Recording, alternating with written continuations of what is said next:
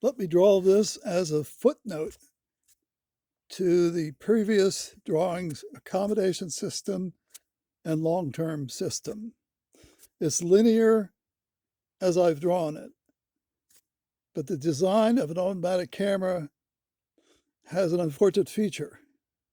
When the refractive becomes negative, it blocks the accommodation signal.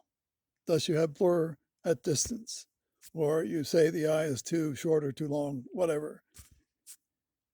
But the effect is going positive refractive state, negative refractive state, is that the signal is cut off. It also makes it virtually impossible to recover once you let your refractive state become negative or more negative than, say, 2040. So here is a circuit. There is the accommodation signal. It's typically 0 volts to minus 6 volts, looking at 6 inches, even minus 10 diopters if you're looking at 4 inches. So that goes into a circuit that compares with the refraction of the eye, refractive state. As long as it's positive, the signal gets through. If it's negative, it then cuts off the accommodation signal. In other words, you've got blur at distance or on your Snellen. The output of the circuit then is positive as long as that signal is positive. But when that signal is negative, when the refractive state becomes negative, you have blur. And this is done by this clipping circuit or blocking circuit. It blocks the accommodation signal when the refractive state becomes negative. You can say the eye is too long if you want. I prefer the power becomes negative, which is really what's going on.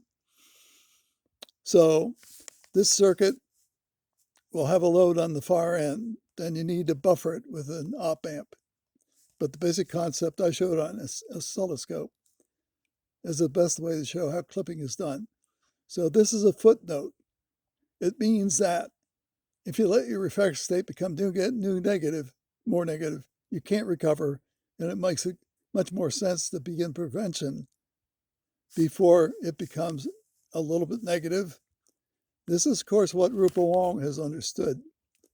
So she starts prevention while her children's refractive state still measured as positive.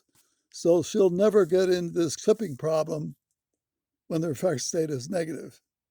It really means that long-term prevention is possible if you understand this and start your prevention before you're actually nearsighted, and maybe 2030, 2040.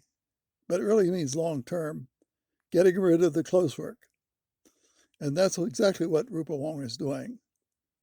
So add your own thoughts, and thanks for reviewing this footnote on the two previous schematics. Thank you.